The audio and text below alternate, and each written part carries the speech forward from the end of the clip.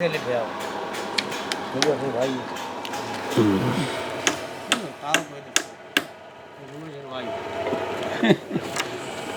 ये साला ये मरलाम तो यार लिया हाथ बैठ जाता हूँ फिर बनाइए आप। हाँ ठीक है सर।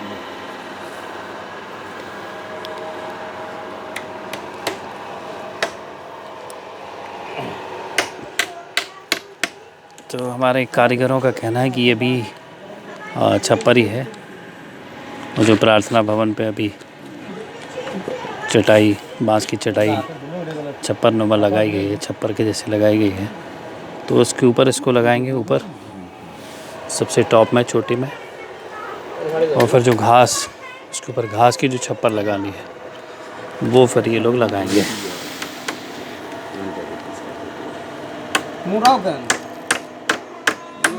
तो इस तरह से चारों तरफ पतले से बांस को मोड़ के एक एक जगह पर कील ठोक के इसको मजबूती प्रदान की जाती है स्ट्रक्चर को।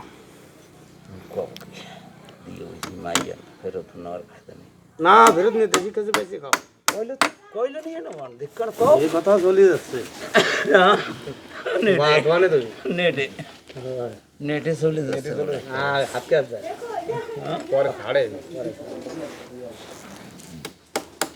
দেখছি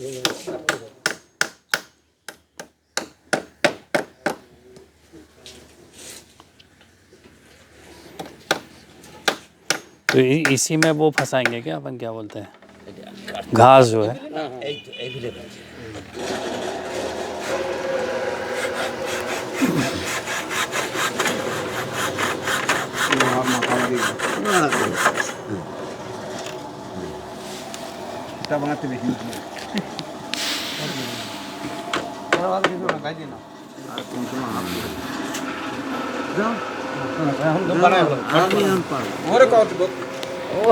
तो दूसरी तरफ एक मशीन की आवाज़ आपको अभी आ रही होगी। तो रीवा, मध्य प्रदेश के रीवा शहर से भी कुछ कलाकार, कारीगर आए हैं, बांस के कारीगर, जो यहाँ पर पहले भी कई बार आकर बांस का बहुत सारा काम किए हैं, बांस के फर्नीचर बनाए हैं, बांस के कुछ क्राफ्ट बनाए हैं।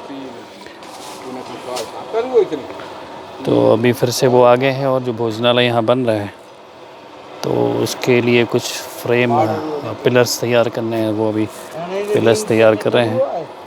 तो अभी हम कुछ देर में उनके पास भी चलेंगे और देखेंगे कैसे वो पिलर्स तैयार कर रहे हैं।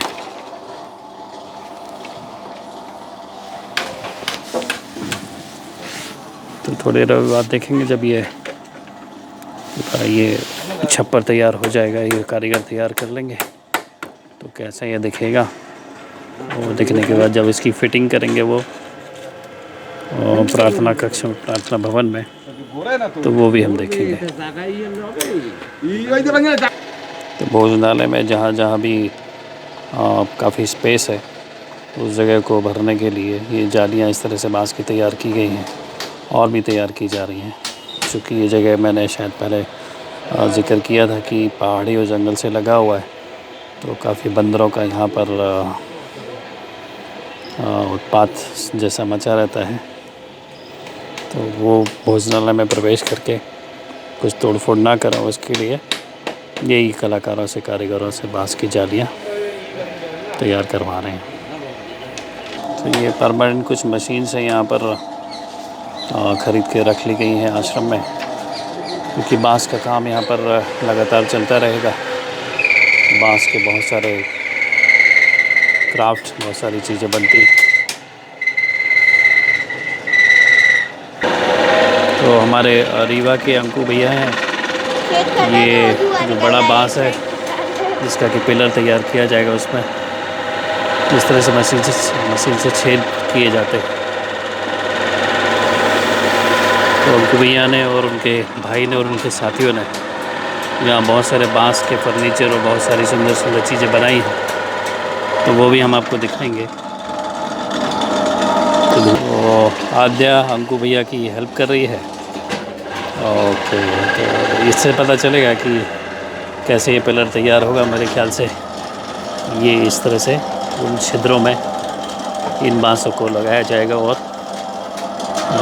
बांस का पिलर, जैसे हमने वहाँ भोजनालय में भी देखा था और प्रार्थना भवन में भी देखा था कि जो पिलर्स खड़े हुए हैं, तो थोड़ा थोड़ा समझ में आ रहा है कि वो किस तरह से तैयार होते होंगे।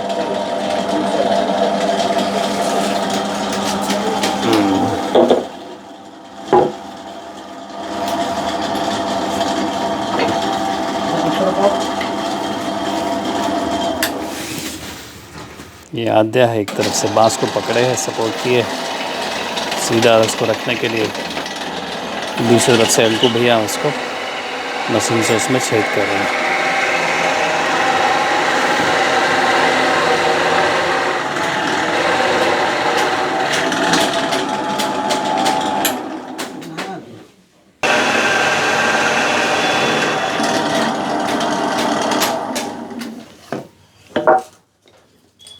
तो इस जगह की ख़ास बात तो यही है कि यहाँ रेगुलर यानी हर दिन एक वर्कशॉप का दिन है, सुबह से लेकर शाम तक। जो भी यहाँ कार्य चलते हैं, कारीगर जो काम करते हैं अलग अलग तरह के, उनसे कुछ ना कुछ सीखने मिलता ही रहता है। तो every day is a work day and every day is a workshop day.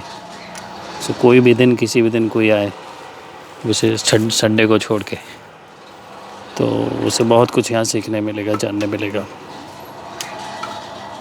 तो शेड्यूल्ड वर्कशॉप भी होती हैं 3 दिन की, 1 हफ्ते की, लेकिन उसके अलावा और हर दिन में कोई ना कोई काम तो होते ही रहते हैं। तो इसलिए मैंने कहा कि हर दिन एक वर्कशॉप का डे है यहाँ पर। कुछ गोबर के उत्पाद निर्माण की कार्यशाला भी यहाँ पर शुरू होने वाली है। गोबर के उत्पाद भी यहाँ बनेंगे, दीपक बनेंगे, हवन के कंडे बनेंगे, गोबर की लकड़ी बनेंगी, गमले बनेंगे। जैविक कृषि यानी प्राकृतिक कृषि के भी यहाँ प्रशिक्षण वगैरह शीघ्र ही होने वाले हैं। तो हर तरह की कार्यशाला और शिविर यहाँ होते रहेंगे, जो हमारी ग्रामीण अर्थव्यवस्था, भारतीय संस्कृति, भारतीय सभ्यता, भारतीय विद्या, ज्ञान आदि से संबंधित रहे हैं, कार्य रहे हैं, तो वो सब यहाँ आयोजित होते रहेंगे। और इस जीविका आश्रम का भी यही उद्देश्य है कि भारतीयता और भारतीयता से जुड़ी हुई हर चीज़, वो उसको बचाने के प्रयास और उसको बढ़ाने के प्रयास यहाँ सतत रूप से चल रहे हैं।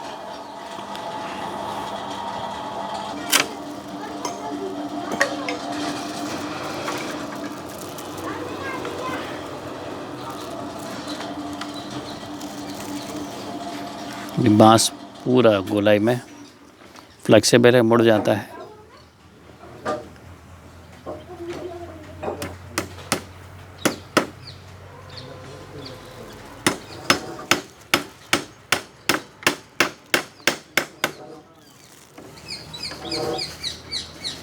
तो आइए मैं थोड़ा सा आपको दिखाऊं कि बांस से यहाँ पर कौन कौन सी चीज़ें अभी तक बनाई गई हैं। ये गेट ही आप देखेंगे, हम यहाँ पर सारा बांस के जितने फर्नीचर्स और क्राफ्ट वगैरह रखे हुए हैं इसके अंदर है, इस भवन के अंदर। तो एंट्री गेट से ही हमें समझ में आ रहा है कि कितनी खूबसूरत कारीगरी है बांस की और लोहे की। ये जो फ्रेम है तो ब्लैक कलर का जो दिख रहा है, ये लोहे का बना हुआ है सारा कुछ, और जाली ये बांस के बने हुए हैं। तो बहुत खूबसूरत आर्ट के साथ ये लोहे का काम यहाँ पर किया है। त्रिशूल है,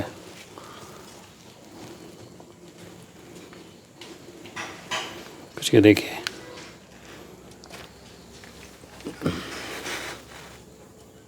कुछ नृत्य करने वाले, वाद्य यंत्र बजाने वाले, कुछ किसान ग्रामीण क्षेत्र में जिस तरह के काम है, कुछ पशु पक्षी, इस तरह के बहुत सुंदर सुंदर आर्ट बनाए गए हैं लोहे के। चलिए अंदर देखते हैं, आपको थोड़ा आइडिया देता हूँ कि बांस के कितनी कितनी खूबसूरत चीज़ें यहाँ बनाई गई हैं। देखिए ये रैक, ये सब बांस से बनी है।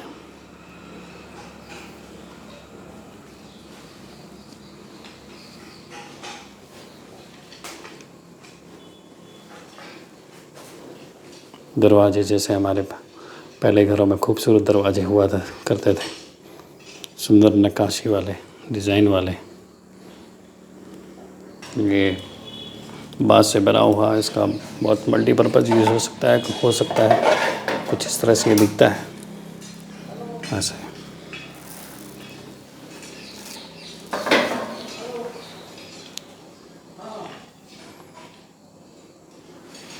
स्टैंड के जैसे हो सकता है, पेन वेन रखने के लिए कुछ सामग्री, चम्मच वगैरह भी रख सकते हैं। ये है, इसको पेन स्टैंड के जैसे भी इस्तेमाल किया जा सकता है। मोबाइल स्टैंड हो गया।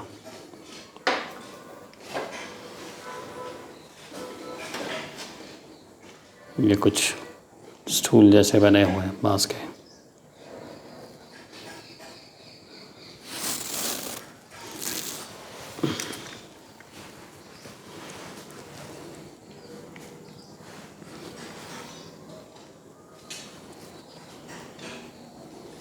ट्रे है, ये ट्रे रखी हुई है चाय वगैरह सर्व करने के लिए, पानी देने के लिए।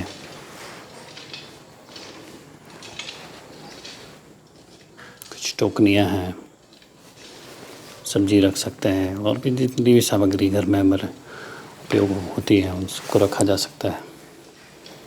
ये है, इसमें बाथरूम वगैरह हमको ब्रश रखना होता है, पेस्ट रखना होता है, इस तरह से कुछ इसको बनाया गया है।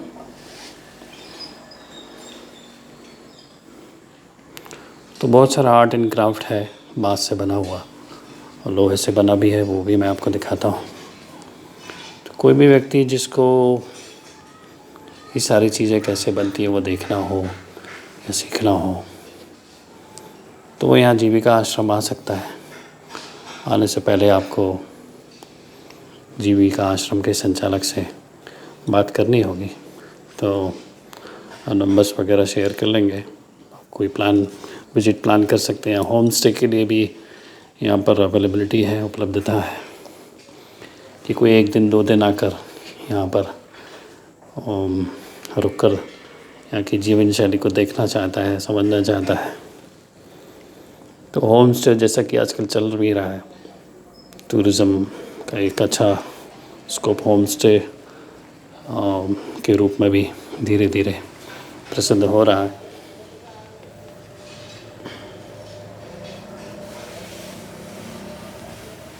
हैंगर जैसे होता है घरों में कपड़े वगैरह टांगने के लिए, इसमें कपड़े टांग सकते हैं। किचन में इसका इस्तेमाल हो सकता है। चम्मच वगैरह कुछ हम लोग को टांगनी है, कचली टांगनी है। बहुत खूबसूरत कारीगरी है बांस की। देश के बहुत सारे क्षेत्रों में भी बांस का काम बहुत जगह पर हो ही रहा है, और इसमें सीखने के साथ साथ एक व्यावसायिक दृष्टि से भी देखेंगे तो बहुत अवसर है, बहुत अपॉर्चुनिटीज़ है। देश में आज जिस तरह से रोज़गार का संकट धीरे धीरे बढ़ रहा है, तो ये सब चीज़ें सीखने के बाद आज जैसे कारीगर हैं, कभी वो कारीगर जैसे लोग जिनको कला आती है, कुछ काम आता है, तो वो कभी बेरोज़गार नहीं होते हैं। तो उस दृष्टि से भी कोई अगर चाहे तो सीख सकता है, और ये इसको व्यावसायिक तौर पर अपनी आजीविका के लिए अपना भी सकता है। तो सभी इच्छुक लोगों का, इंटरेस्टेड लोगों का यहाँ पर बहुत बहुत स्वागत है।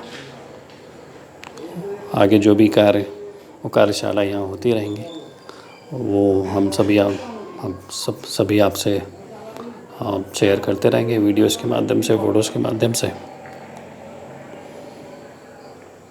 तो अभी के लिए बहुत बहुत धन्यवाद।